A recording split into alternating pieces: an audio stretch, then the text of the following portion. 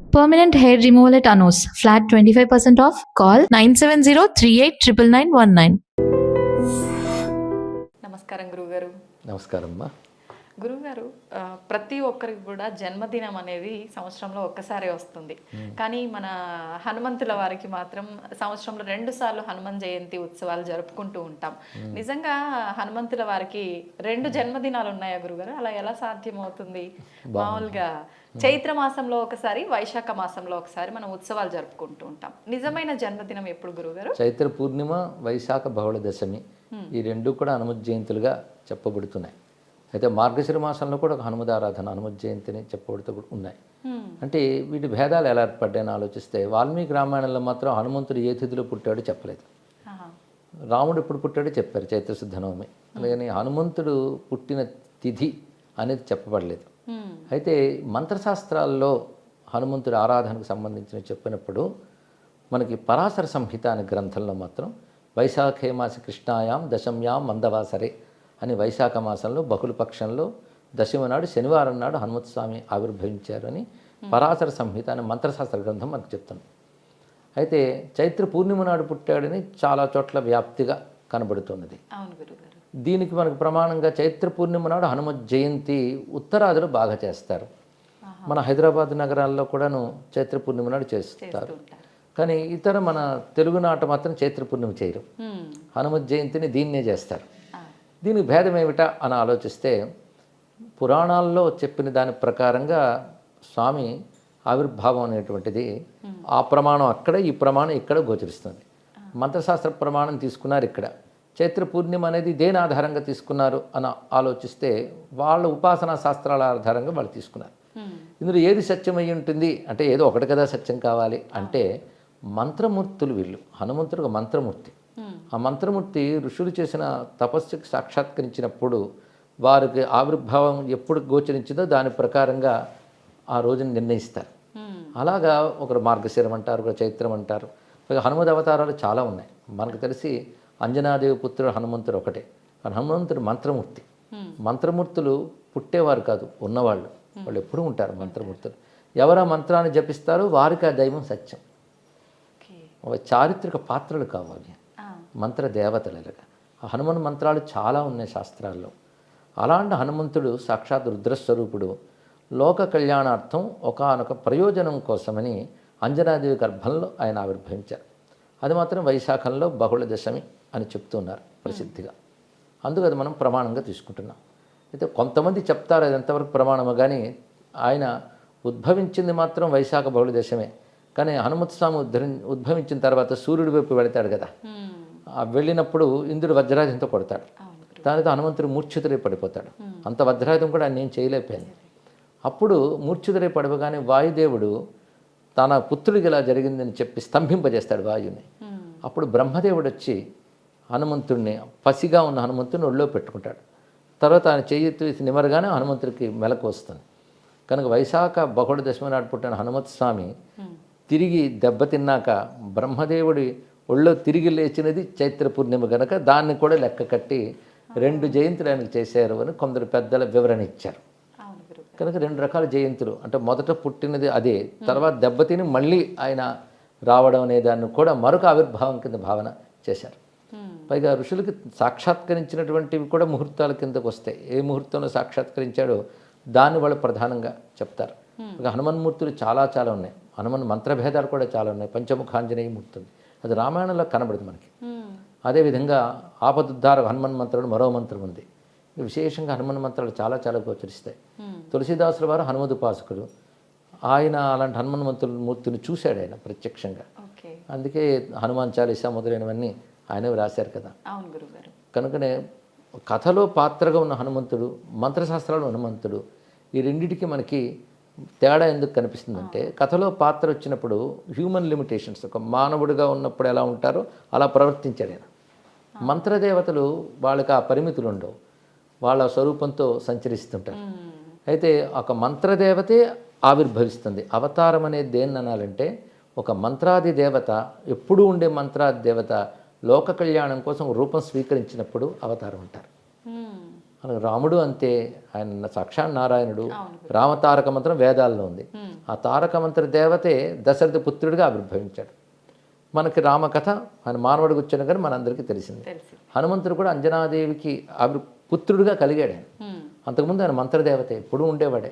అయితే మంత్రదేవత అవతరిస్తే గొప్పతనం ఎలా ఉంటుందంటే, మామూలు మాల్లాగే తిరుగుతున్నట్టు కనబడతారు కానీ ఆ మంత్రశక్తి వాళ్ళు చేసే పనుల్లో కనబడుతుంటుంది. అంటే హనుమంతుడు ఉన్నాడు అంటే పంచముఖాంజనేయుడు అంటాం. 5 ముఖాలు అంటే ఒకటి వానర ముఖం, ఒకటి సింహముఖం, మూడవది గరుడ ముఖం, వరాహ ముఖం, హయగ్రీవ ముఖం. 5 వదనాలు. 5 వదనాలతో భూమి మీద ఆయన తిరగలేదు, ఆయన వానర వదనంతోనే తిరిగాడు. మరి పంచముఖాంజనేయుడు ఎందుకంటే పంచముఖాంజనేయ మంత్రం ఉంది. ఆ మంత్ర దేవత మాత్రం 5 ముఖాలకు ఉంటుంది. ఆయన హనుమంతుడిగా వచ్చినప్పుడు మామూలు వానర వదనంతోనే ఉన్నాడు. కానీ ఆయన చేసిన పనుల్లో 5 దేవతా లక్షణాలు కనబడతాయి. అంటే వానరుడు పుట్టుకతోనే వానరుడు.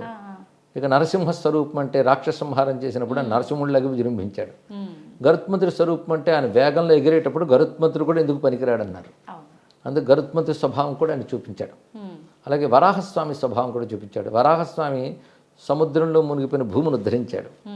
అలాగే హనుమత్ స్వామి శోక సముద్రంలో సీతమ్మను ఉద్ధరించాడు. ఉద్ధరించడమే వరాహతత్వం. అది ఆయన పనులు అది చూపించాడు. హయగ్రీవ స్వామి అంటే సర్వవేదముల యొక్క మూర్తి, ఆయన జ్ఞానం. హనుమంతుడు కూడా అంత గొప్ప జ్ఞాని. అందుకే అక్కడ హయగ్రీవ లక్షణం చూపించాడు. అంటే ఒక మంత్రదేవత అవతరించినప్పుడు ఆ మంత్ర లక్షణాలు చూపిస్తాడు అనమాట. అలా హనుమంతుడు అంటేనే ఆపదుద్ధారకుడు, ఆపదల నుంచి ఉద్ధరిస్తాడు, కార్యసిద్ధి ప్రదాత. ఇలాగ హనుమంతుడి మంత్ర విశేషాలు సుమారు ఒక 27 మంత్ర విశేషాలు ఉన్నాయి. 27 మంత్రమూర్తులు సుందరకాండలో మనకు గోచరిస్తారు. ఆయన చేసిన పనుల్లో కనబడతారు. కానీ మంత్రదేవతలు అవతరించినప్పుడు మంత్ర లక్షణం వాళ్ళ చేతల్లో చూపిస్తారు. అందుకే మనం చేతలు వింటూ ఉన్నా చదువుతూ ఉన్నా ఆ మంత్రశక్తి మనకు వస్తుంది.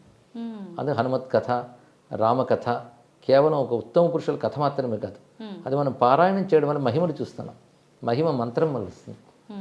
అంటే ఆ మంత్రము అవతరించి చేసే పని వల్ల అది మనం చదువుతూ ఉండడం వల్ల మంత్రశక్తి ప్రభావం మనపై చూపించి మహిమ కనబడుతుంది. హనుమత్ స్వామి యొక్క జయంతి విషయంలో ఇటువంటి 2 భేదాభిప్రాయాలు ఉన్నాయి. అయితే ఈ మీమాంసల కంటే ఎవరు ఏది ప్రమాణంగా ఆ జయంతిని చేసినప్పటికీ వారికి ఆ ఫలితం లభిస్తుంది కనుక 2 చేసుకోవచ్చు కూడా, తప్పేం లేదు. అయితే పరాశర సంహిత మంత్రశాస్త్ర ప్రకారం మాత్రం వైశాఖ బహుళ దశమని స్వీకరిస్తాం. అంటే ఈరోజు మనం మాట్లాడుకుంటున్న ఇది దాని గురించే, అందుకే వైశాఖ బహుళ దశం మనం స్వీకరించామన్నమాట. అయితే హనుమత్ స్వామిని ఉపాసించడం, ఆయన నామాన్ని స్మరించడం, ఆయన కీర్తిని మనం స్తుతించడం, ఇవన్నీ ఒకవైపు అయితే హనుమంతుని వ్యక్తిత్వాన్ని పరిశీలించడం చాలా అవసరం. హనుమంతుడి వ్యక్తిత్వాన్ని మనం పరిశీలించినట్లయితే అది నేటి యువతకి చాలా ముఖ్యమైన అంశం. స్వామి వివేకానంద ఒక మాట అంటాడు అప్పట్లోనే, భారతీయ యువత హనుమంతుడిని ఆదర్శంగా తీసుకోవాలి అని. ఎందుకంటే ఒక పర్సనాలిటీ ఎలా ఉండాలి అనేది హనుమంతుడిలో చూడాలి. ముఖ్యంగా శారీరకంగా గొప్ప బలవంతుడు, అది కావాలి కదా. ఫస్ట్ ఫిజికల్ ఫిట్నెస్ చాలా ముఖ్యం, అది మన ఆదర్శంగా తీసుకోవాలి. దానికి తగ్గ క్రమశిక్షణ, ఉరికిన శరీరం బలంగా ఉండాలంటే సరిపోతుందా, దానికి తగ్గ క్రమశిక్షణ, యోగము అవన్నీ ఉండాలి. హనుమంతుడు ముందు శారీరక బలం, రెండవది బుద్ధి బలం. హనుమంతుడు గొప్ప జ్ఞాని. హనుమంతుడు మాట విని రామచంద్రమూర్తి ఆశ్చర్యపోతాడు, ఇతడు బాగా చదువుకున్నాడు, అనేన బహుధాశ్రుతం, అనేక జ్ఞానం శాస్త్రములు తెలిసి.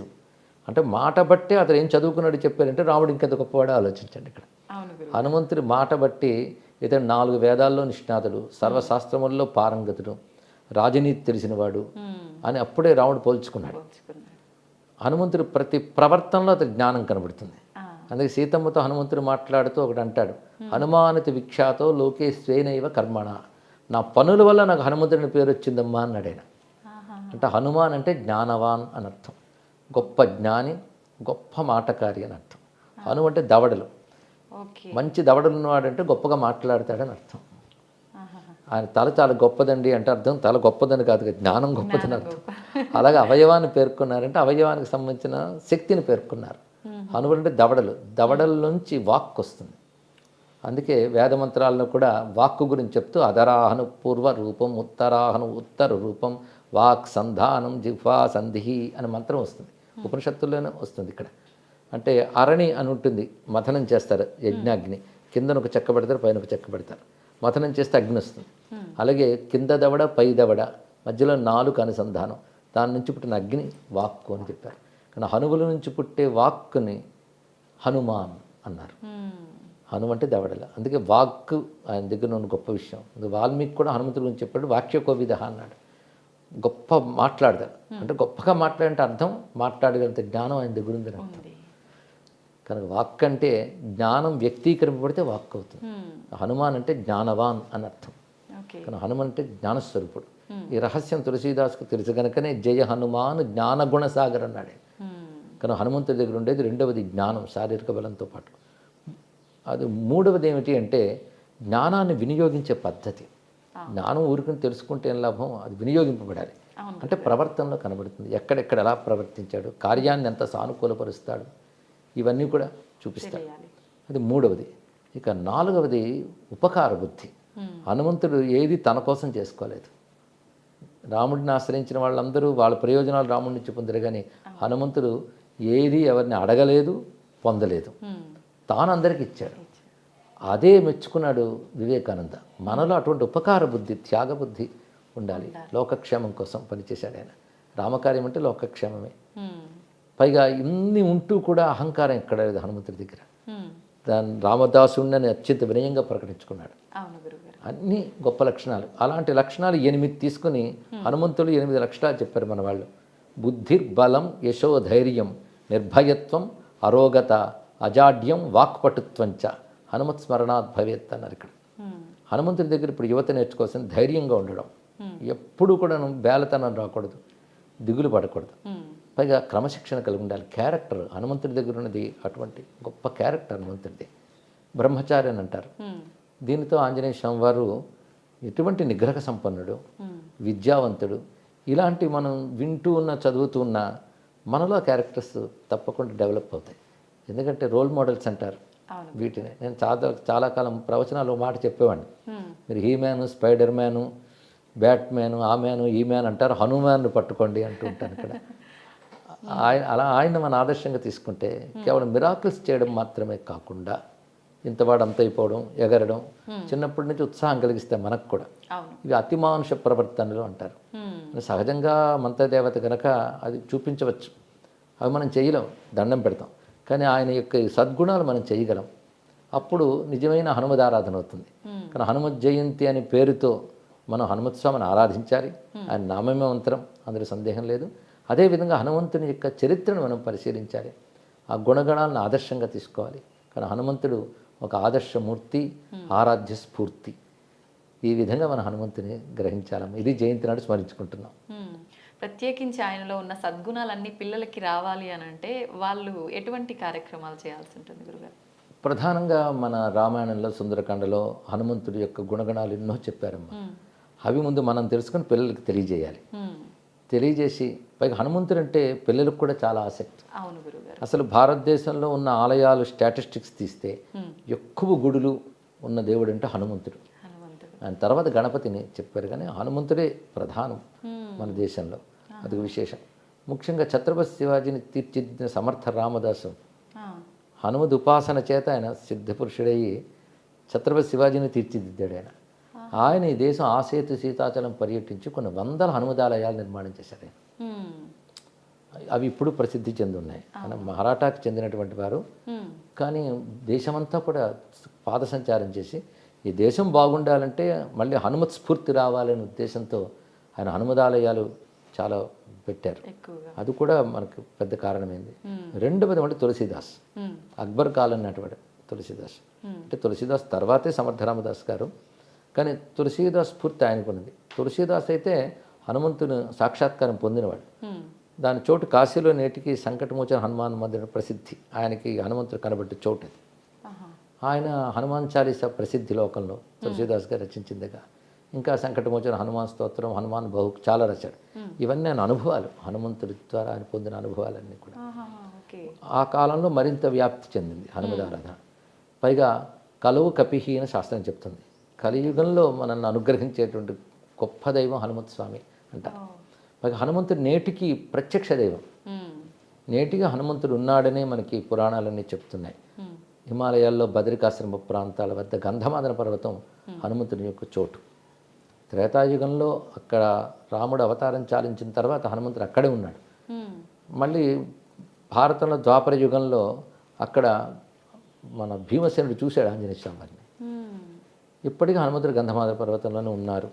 ఆయన యోగ స్వరూపం గనక మామూలు నేత్రాలకు గోచరించారు, సిద్ధ భూముల్లో దర్శనమిస్తాడు తప్పకుండా. పైగా హనుమంతుడు సాక్షాత్ రుద్రస్వరూపుడు కనుక ఈశ్వర లక్షణాలు అనుకున్నాయి కాబట్టి మనం ఎక్కడ స్మరించినా ఆయన అనుగ్రహిస్తాడు. అంతేకాదు రామచంద్రమూర్తి అవతారం చాలించేటప్పుడు తనతో మసలిన వాళ్ళందరికీ కూడా ఆయన ఉత్తమ గతులు ఇచ్చాడు, సరియు నదిలోకి ప్రవేశింపజేసి. హనుమంతుడిని మాత్రం రానివ్వలే, ఎందుకంటే నువ్వు చిరంజీవి అయ్యా, ఉండాలి ఇంకా నువ్వు అన్నాడు. అది నీకున్నటువంటి వరం, అది నువ్వు చిరంజీవి, నువ్వు ఉండాలి అంటే హనుమంతుడు మాట అంటాడు, ఎంతకాలం నీ కథ భూమి మీద ఉంటుందో అంతవరకు నేను ఇక్కడ ఉంటానని చెప్పాడు. రామకథ ఇంకా ఉంది కనుక హనుమంతుడు ఇంకా ఉన్నాడు. అందుకే మన ప్రసిద్ధిగా ఎత్ర ఎత్ర రఘునాథ కీర్తనం తత్ర తత్ర కృతమస్తకాంజలి ఉంది. ఎక్కడెక్కడ రామకథ చెప్పబడుతుందో అక్కడ హనుమంతుడు ఉంటాడు ఏదో రూపంలో అని మన వాళ్ళ నమ్మకం, కొందరికి అనుభవం. అందుకే హనుమంతుడు నేటికి ఒక రూపంతో ఉన్నాడు, అనేక రూపాలతో గోచరిస్తుంటాడు కనుక ఆయన ప్రత్యక్ష దైవం అని అంటారు. ఈ యుగంలో తొందరగా అనుగ్రహించగలిగే శక్తి హనుమద్ ఆరాధనలో మనకు కనబడుతుంటుందమ్మా. అందుకే హనుమత్ జయంతికి అంత ప్రాధాన్యం. దేశమంతా చేస్తారు, సింధూర పూతలు, తమ్ములపుటాకు పూజలు, ఇవన్నీ కూడా పూజా విధానాల్లో హనుమంతుడికి ప్రీతిపాత్రమైనవని మంత్రశాస్త్రం మనకు చెప్తోంది. సుదర్శన సంహిత, అగస్త్య సంహిత, పరాశర సంహిత లాంటి మంత్రశాస్త్రాల్లో హనుమన్ మూర్తుల గురించి చాలా వర్ణించారు. హనుమన్ మంత్రాలు చాలా ఉన్నాయి. ఆ మంత్రాలను పద్ధతిగా సాధన చేసి సిద్ధి పొంది హనుమద్ దర్శనం, మహిమ పొందిన వాళ్ళు చాలామంది నేటికి ఉన్నారు. అటువంటి భక్తుల వల్లే భగవతత్వం వ్యాపిస్తుంది. అలాగే వ్యాపించింది కనుక ఇప్పుడు దేశమంతా ఈ జయంతులు, ఉత్సవాలు చక్కగా చేసుకుంటున్నారు. అయితే గురువుగారు, మామూలుగా మనము ఏది తీసుకున్నా ప్రతి ఒక్క భగవంతుని కూడా ప్రసాదంగా పెడుతుంటాం. కానీ హనుమంతుల వారిని చూసుకుంటే వడలు ప్రసాదంగా నివేదన చేయకుండా మాల రూపంలో వేస్తూ ఉంటారు. ఎందుకని గురువుగారు?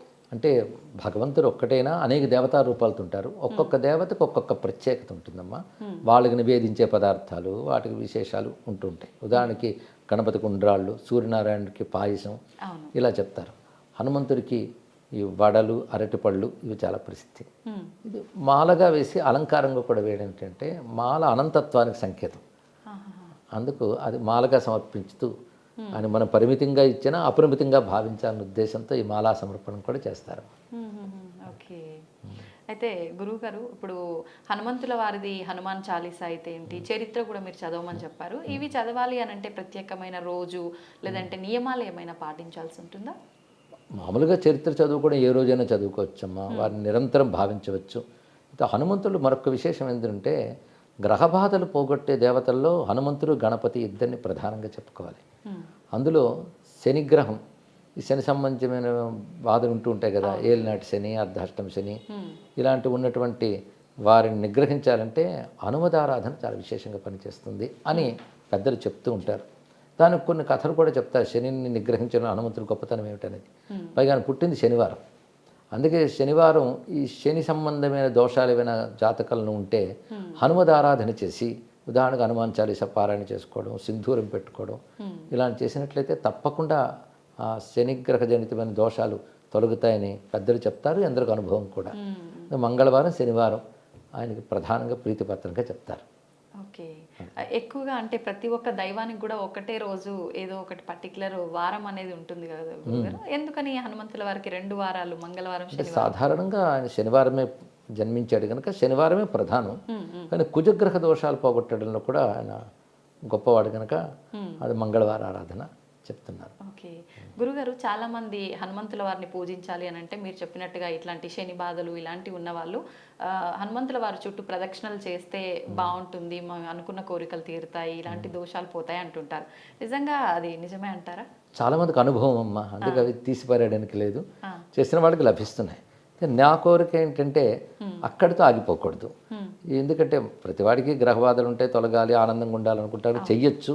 కానీ దానికంటే ముందు వ్యక్తిత్వం బాగు చేసుకోవాలి, క్యారెక్టర్ బాగు చేసుకోవాలి, ఉత్తమ వ్యక్తులుగా తయారవ్వాలి. ఆ కోణంలో హనుమంతుడిని ఆరాధించాలి. కేవలం మహిమల కోణంతోనే కాకుండా హనుమంతుడి వ్యక్తిత్వాన్ని చూసి అంత గొప్పవాళ్ళం మనము కావాలని, ఎప్పుడైనా ఒక మనకి ఐడియల్గా ఒక వ్యక్తిని కానీ ఆరాధిస్తుంటే మనకు ఆ లక్షణాలు వస్తూ ఉంటాయి. అందుకే హనుమతి ఆరాధన వల్ల మనం ఇలాంటి సత్స్వభావాలు, మంచి గుణాలు అలవరుచుకుంటే అది నిజమైన హనుమద్భక్తి అనిపించుకుంటుందమ్మా. అది రావాలి. అది రావాలని మన హనుమంతుని ప్రార్థిద్దాం. అవును గురుగారు, తప్పకుండా. గురుగారు, హనుమాన్ జయంతి అనగానే ఎక్కువగా ఆలయాల్లోనే మనకు జరుపుతుంటారు. ఇంట్లో చేసుకోవాలి అనుకునే వాళ్ళు సింపుల్గా ఎలా చేసుకోవచ్చు? హనుమంతుడి చిత్రపటం పెట్టుకుని మనం షోడశోపచార పత్రాలు ఎక్కడైనా దొరుకుతాయి. ఏవి దొరకకపోతే హనుమాన్ నామాలు చాలు. శ్రీ ఆంజనేయాయ నమః, హనుమతయ్య నమః, మారుతయ్య నమః అంటే ఆయన నామాలతోనే తమలపటాకులు పూజ చేసుకోవడం, సింధూర పూజ చేసుకోవడం, ధూపం దీపం ఈ పళ్ళు ఏవో నైవేద్యం పెట్టుకు చేసుకుని సరిపోతుంది. ఆలయాల్లో ప్రతిష్ఠ చేస్తారు కనుక శక్తి ఎక్కువ కేంద్రీకృతం అవుతుంది కనుక ఆలయాలకు వెళ్ళడం కూడా మంచిది.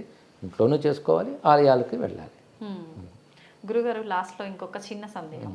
హనుమంతుని వారి ఎదురుగా నించొని నమస్కారం చేసుకోకూడదు, ఆయన్ని తాకకూడదు అంటుంటారు. ఇదంతా నిజమే అంటారా? అవేమీ లేవమ్మా. ఏమీ లేవు. తాకడం అంటే ఆలయాల్లో గర్భగుడిలో పెట్టినప్పుడు ఆ మంత్ర నియమాలు ఉంటాయి కనుక మనం దూరం నుంచి నమస్కారం చేసుకుంటాం. ఏ దేవతకి ఎదురుగా ఉండి నమస్కరించకుండా పక్కకు పెట్టడం వినయంతో కూడినటువంటి అంశం అమ్మా. నమస్కారం గురుగారు. శ్రీమాత్రే నమః, శ్రీ గురుభ్యో నమః. గురుగారు, హనుమత్ జయంతి విషయానికి వస్తే చైత్ర మాసంలో ఒకసారి, వైశాఖ మాసంలో ఒకసారి వస్తుంది. నిజమైన హనుమత్ జయంతి వైశాఖ మాసంలో వచ్చే హనుమత్ జయంతి అని మనం లాస్ట్ టైం వీడియోలో మాట్లాడుకున్నాం. అయితే ఇప్పుడు వైశాఖ మాసం వచ్చేసింది, హనుమత్ జయంతి రాబోతోంది. మరి ఏ రకంగా పూజలు చేసుకోవాలి? ఆ రోజు హనుమంతుని ఏ రకంగా ప్రసన్నం చేసుకోవాలి గురుగారు? హనుమానంజనాసూను వాయుపుత్రో మహాబలః రామేష్ఠఫలగుణస్థకః పింగాక్షామిత విక్రమః ఉధిదిక్రమణశ్చైవ సీతాశోక వినాశకః లక్ష్మణ ప్రాణదాత చ దశగ్రీవశ్చ దర్పః. 12 నామాలు ఆంజనేయ స్వామి వారికి ఉన్నాయి. ఇప్పుడు మనం చెప్పుకున్నటువంటి నామాలు. ఓకే, 12 నామాలు అంటారు.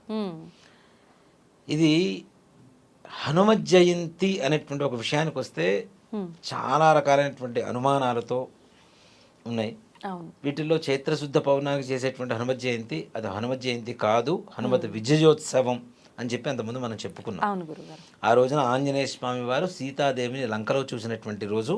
అలాగే ఆంజనేయ స్వామి వారు సూర్యుడి దగ్గరికి పండు అని చెప్పి తినడానికి వెళ్ళినప్పుడు ఆయన ఇంద్రుడు ఎప్పుడైతే వజ్రాయుధం పెట్టి ఆయన కొట్టాడో కింద మూర్ఛిల్లి పడిపోతే మరలా లేచినటువంటి రోజు.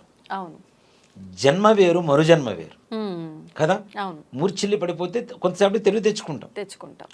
సో కాబట్టి ఆల్రెడీ జీవంతో ఉన్నట్టే లెక్క. అది జయంతి కిందకి రాదు కదా. అలానే శాస్త్రంలో ఏం చెప్తుందంటే మంగళాష్టకాలు, ఆంజనేయ స్వామి వారి మంగళాష్టకాలు అని చెప్పి అష్టకాలు ఉంటాయి. వాటిల్లో ఆయనకి చెప్తున్నటువంటి ఒక అష్టకం ఇదేమిటి అంటే, ఒక శ్లోకం అర్థం వైశాఖే మాసి కృష్ణాయాం దశమ్యాం మందవాసరే పూర్వాభాద్ర ప్రభూతాయ మంగళం శ్రీ హనుమతే అని చెప్పి శాస్త్రం చెబుతోంది. వైశాఖ మాసంలో బహుళపక్షంలో దశమి రోజున పూర్వాభద్ర నక్షత్రంలో శనివారం రోజున ఆంజనేయ స్వామి వారి జననం జరిగింది అని చెప్పి చెబుతూ ఉంటాం. అలాగే మంగళవారం కూడా ఆంజనేయ స్వామి వారికి పూజ చేస్తారు. మనకి మంగళవారం ఎందుకు చేస్తాము? ఇందాక మనం చెప్పుకున్నాం చూడండి, ఆంజనేయ స్వామి వారి విజయోత్సవం అని.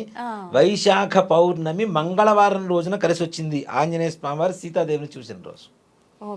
దాని అందుకనే సంస్కృతంలో జయవారం అంటారు మంగళవారాన్ని. ఆయన వెళ్ళింది జయం కోసం, కార్యం దిగ్విజయం కోసం, సీతాదేవిని చూడటం కోసం. కాబట్టి దాన్ని జయవారం అంటారు.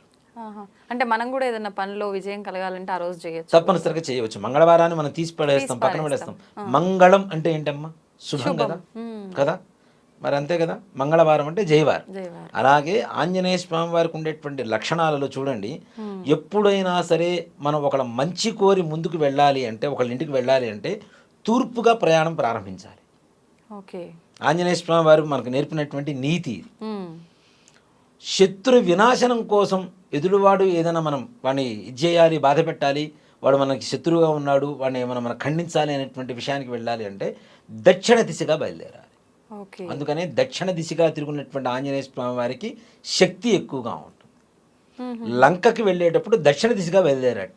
శత్రు వినాశనం కావాలి, కార్యం దిగ్విజయం కావాలని చెప్పి దక్షిణ దిశగా బయలుదేరాట ఆంజనేయ స్వామి వారు. సుందరకాండలో చెప్పబడుతుంది ఇది. అలాగే ఈ వైశాఖ బహుళ దశమి అనేది అస్సలైనటువంటి హనుమత్ జయంతి.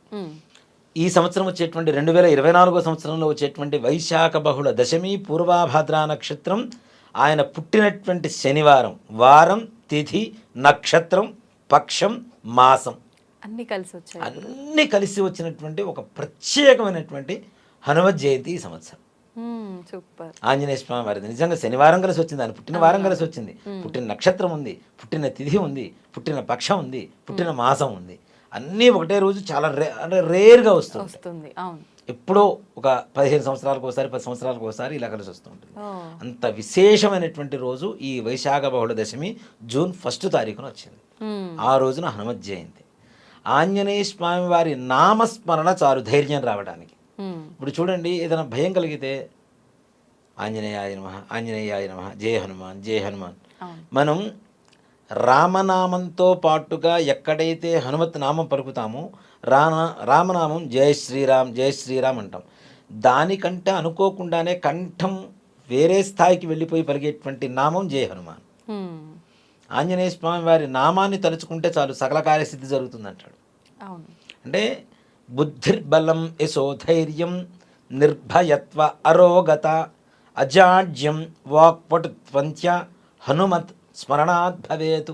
ఆంజనేయ స్వామి వారి నామాన్ని స్మరిస్తే చాలు బుద్ధి బలం, బుద్ధిర్బలం యశస్సు, ధైర్యం, నిర్భయత్వం, అరోగతం అంటే రోగాలు పోవటం, అజాడ్యం బద్ధకం, వాక్పటుత్వం అంటే మాట్లాడేటువంటి విధానం, హనుమత్ స్మరణాద్భవ్, ఇవన్నీ కూడా ఆంజనేయ స్వామి వారి నామం పలికితే వస్తుంది అంటాడు. అలాగే మనం ఏదైనా ప్రతిరోజు, ఇది ఒక హనుమత్ జయంతికే కాదు, ఎవరైనా ఏదైనా పనికి వెళ్ళేటప్పుడు ఆంజనేయ స్వామి వారిని, రాముల వారిని ఒక్కసారి తలుచుకొని శ్రీరామ రామ రామేతి రమే రామే మనోరమే సహస్రనామతుల్యం రామనామ వరాననేటువంటి నామాన్ని ఒక శ్లోకాన్ని చదువుకొని అసాధ్య సాధక స్వామిన్ అసాధ్యం తవ కిం వద రామదూత కృపా సింధో మత్కార్యం సాధయ ప్రభో. ఈ యొక్క శ్లోకాన్ని చదువుకొని వెళ్తే తప్పనిసరిగా పనులు పూర్తవుతాయి. అసాధ్య సాధక స్వామిన్, అసాధ్యమైనటువంటి పనులు కూడాను సాధించేటువంటి శక్తి. అసాధ్యం తవ కిం వద, అసాధ్యమైనటువంటి మాటే లేదు నీ దగ్గర. రామదూత కృపా సింధో మత్కార్యం సాధయ ప్రభో, నా కార్యాన్ని దిగ్విజయంగా పూర్తి చేయి. ఈ యొక్క నామాన్ని తప్పనిసరిగా మనం స్మరించి వెళ్తే తప్పనిసరిగా ఆ యొక్క ఆంజనేయ స్వామి వారు సదా మనతోనే ఉంటాడు. ఆంజనేయ స్వామి వారు ఎవరు పుత్రుడు? వాయుపుత్రుడు. గాలిలో ఆంజనేయ స్వామి వారు మనతోనే ఉంటాడు. నిజంగా ఒక మాట చెప్పాలి అంటే చూడండి, చిన్న పిల్లల దగ్గర నుంచి పెద్దవాళ్ళ వరకు కూడాను ఏ భయం వేసినా, ఏది వేసినా, అంటే ఏ రకమైనటువంటి ఇది ఉన్నా ఆంజనేయ స్వామి వారిని అత్యంత ప్రీతికరంగా చూస్తారు ప్రతి ఒక్కళ్ళు కూడా. అది కులమత భేద విచక్షణ రహితంగా కూడా ఉందమ్మా. ముస్లిమ్స్ కూడా ఆంజనేయ స్వామి వారిని పూజ చేసేటువంటి వాళ్ళు ఉన్నారు, హనుమాన్ని తప్పనిసరిగా. అంటే వాళ్ళకు కూడా ఆ శక్తి ఏంటి అనేది తెలుసు కాబట్టి. కొంతమంది, అందరూ చేస్తారని చెప్పను, కొంతమంది చేసేటువంటి వాళ్ళు ఉన్నారు. ఆంజనేయ స్వామి వారి దేవాలయానికి రావడం. ఒక మాట చెప్పాలి అంటే మారుతి నగర్ కొత్తపేటలో ఉన్నటువంటి మారుతి నగర్ ఆంజనేయ స్వామి దేవస్థానానికి ఫౌండర్ మెంబర్స్లో ఒక ముస్లిం వ్యక్తే ఉన్నాడు. చాలా అరుదుగా జరిగే విషయం. ఆయన కొడుక్కి బ్రాహ్మణ అమ్మాయిని చేసుకున్నారు. చేసుకొని ఆయన కొడుకు, ఆయన భార్య ప్రతి శనివారం మంగళవారం ఆంజనేయ స్వామి గుడికి వచ్చి హనుమాన్ చాలీసా పారాయణ చేసి ఆంజనేయ స్వామి వారికి వడమాల పూజ చేయించుకొని వెళ్తారు వాళ్ళు. ఇంకేం చెప్పాలి కదా, వాళ్ళ పండుగలు వాళ్ళు చేసుకుంటారు. దాంతోపాటు ముఖ్యంగా నిజంగా మాట చెప్పాలంటే వాళ్ళు హోమాలు అవి కూడా చేయించుకోరు బయట ఎవరు, కానీ వీళ్ళు హోమాలు చేయించుకుంటారు, పూజలు చేయించుకుంటారు, గృహప్రవేశానికి ముహూర్తాలు పెట్టుకుని గృహప్రవేశం చేసుకుంటారు. అలాగే అది ఎక్కడి నుంచి వచ్చిందంటే కేవలం ఆంజనేయ స్వామి వారి దగ్గర నుంచి వచ్చింది. ఆయన ఇటీవల కాలం చేశారు ఆయన. అంటే ఆంజనేయ స్వామి వారు కులమత భేద విచక్షణ రహితంగా పూజింపదగినటువంటి ఒక శక్తిగా ప్రేరేపించబడుతుంది. ఆంజనేయ స్వామి వారి హనుమత్ జయంతి రోజున నిజంగా హనుమాన్ చాలీసా పారాయణ చేయమని చెప్పండి. అదొక్కటి చాలు. అది 11 సార్లా, 41 సార్లా, 108 సార్లా, కొంతమంది ఏకాసనం మీద 108 సార్లు చేస్తారు. కూర్చున్న చోటు నుంచి కదలకుండా 108 సార్లు పారాయణ చేస్తారు. కొన్ని గంటలు పడుతుంది, దాదాపు 5-6 గంటలు పడుతుంది. అయినా సరే కూర్చొని లేకుండా చేస్తూ ఉంటారు. సాధ్యపడుతుందా? ఉన్నారమ్మా, తప్పనిసరిగా. ఇప్పుడు సుందరకాండ ఉంది, సుందరకాండ పారాయణ చేస్తాం. సుందరకాండ పారాయణ చేసినప్పుడు కూడా ఏం చేస్తారు, కొంతమంది రోజు కొన్ని అధ్యాయాలను చెప్పుకొని చేస్తూ ఉంటారు. 64 అధ్యాయాలు, 64 అధ్యాయాలు కొన్ని భాగాలు పెట్టుకొని చేస్తుంటారు. కొంతమంది 12 గంటలు పడుతుంది ఏకాసనం మీద చేయాలంటే. అలా చేసేవాళ్ళు ఇప్పటికీ ఉన్నారు. నాకు తెలిసిన ఒక హనుమత్ భక్తులు, ఒక వంశీకులు ఉన్నారు, బ్రాహ్మలు. వాళ్ళు ఆంజనేయ స్వామి వారిని ఉపాసన చేస్తూ ఉంటారు. ఆ ఉపాసన అనేది ఆంజనేయ స్వామి వారికి, అంటే ఆంజనేయ స్వామి వారు ఎంత అనుగ్రహించారు వాళ్ళని అంటే, వాళ్ళ చిన్న పిల్లవాడు ఒక 2వ కొడుకు ఉంటాడు. ఆ పిల్లవాడికి ఒక 4 ఏళ్ళు 5 ఏళ్ళు ఉంటాయి. నేను వాళ్ళ ఇళ్ళ మధ్యలోనే ఉండేవాడిని. మా మేనల్లుడికి 1.5 సంవత్సరం, వాడికి సరిగా మాటలు కూడా రావు.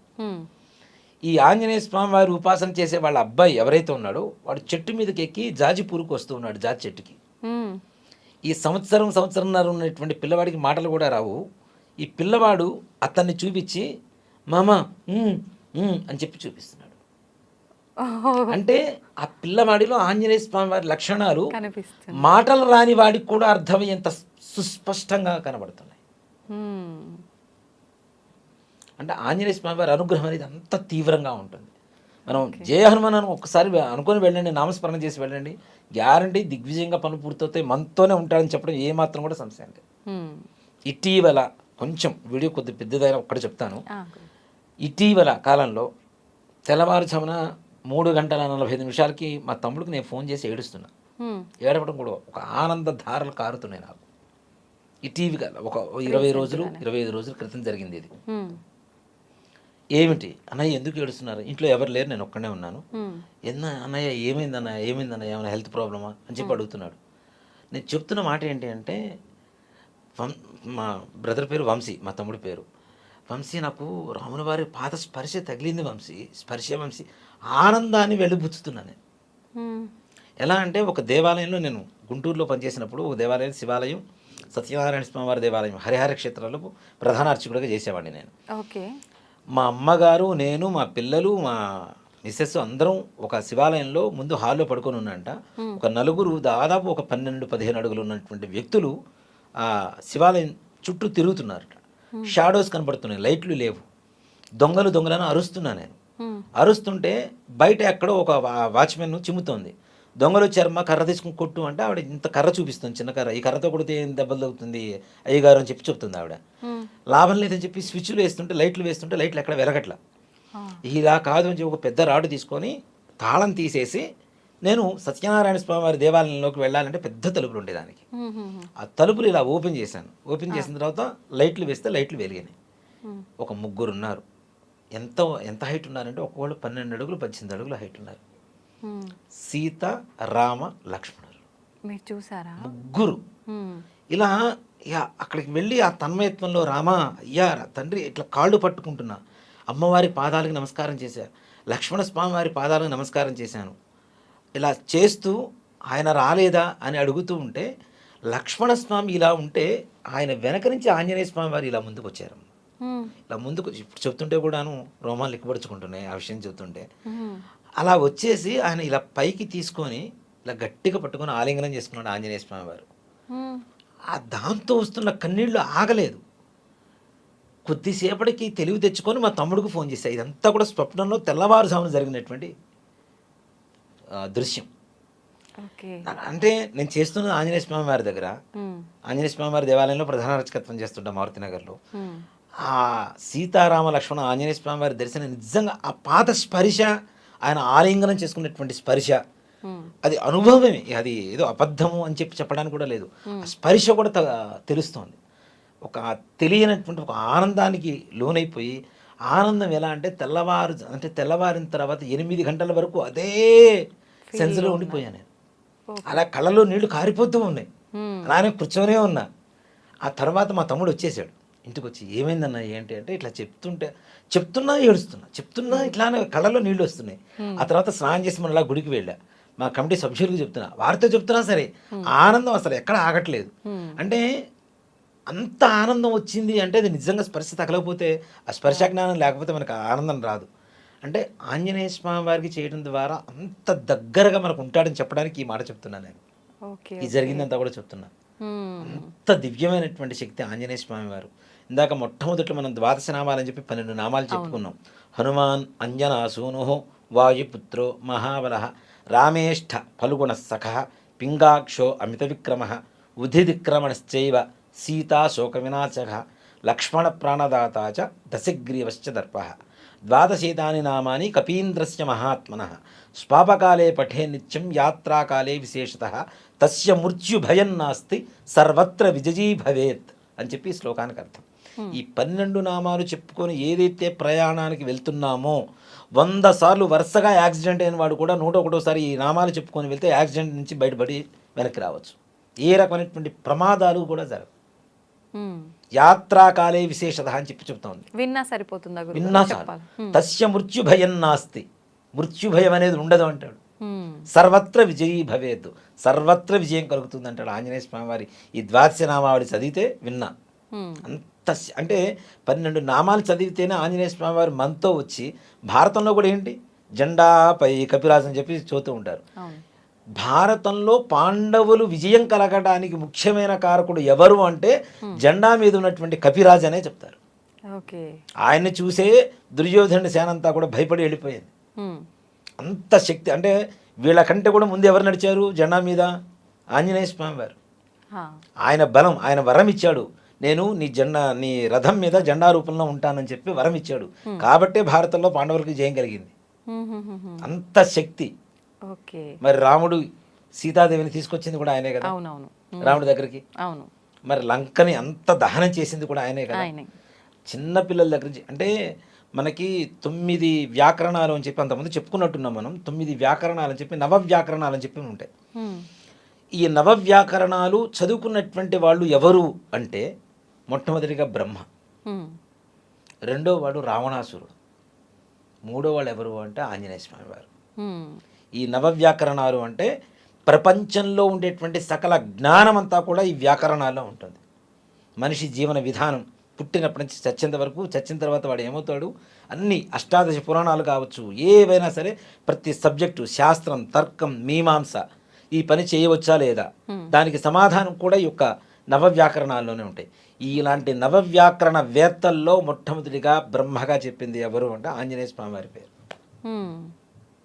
నెక్స్ట్ తరానికి బ్రహ్మ కూడా ఆయనే, ఆంజనేయ స్వామి వారి. కాబట్టి అంత శక్తివంతమైనటువంటి హనుమత్ జయంతి రోజున వైశాఖ మాసంలో నిజంగా ఆయన పుట్టిన అన్ని లక్షణాలు ఆ రోజు కలిసి వస్తున్నాయి. ఆయన కనుక పూజ చేయగలిగితే ఆంజనేయ స్వామి వారు హనుమాన్ చాలీసా పారాయణ చేసి కొద్దిగా వెన్నపూస, కొద్దిగా ఒక కొబ్బరికాయ, 5 అరటిపండ్లు, కొద్దిగా మినపసున్ని ఉండరు. స్వామివారికి చాలా ఇష్టమైనటువంటి ప్రీతికరమైనటువంటిది మినపసున్ని, పానకం, వడపప్పు నివేదన పెట్టండి, రామనామం చేయండి. ఆంజనేయ స్వామి వారి పరిపూర్ణమైనటువంటి అనుగ్రహ కృపా కటాక్ష వీక్షణలతో సకల కార్యం దిగ్విజయంగా పూర్తవుతుంది. చాలా సంతోషం గురుగారు. నిజంగా అన్ని లక్షణాలతో కూడి ఉన్న ఈ హనుమత్ జయంతి విశిష్టతతో పాటు మీ అనుభూతులను కూడా మాతో పంచుకున్నారు. ధన్యవాదాలు. శ్రీమాత్రే నమః. శ్రీ గురుభ్యో నమః.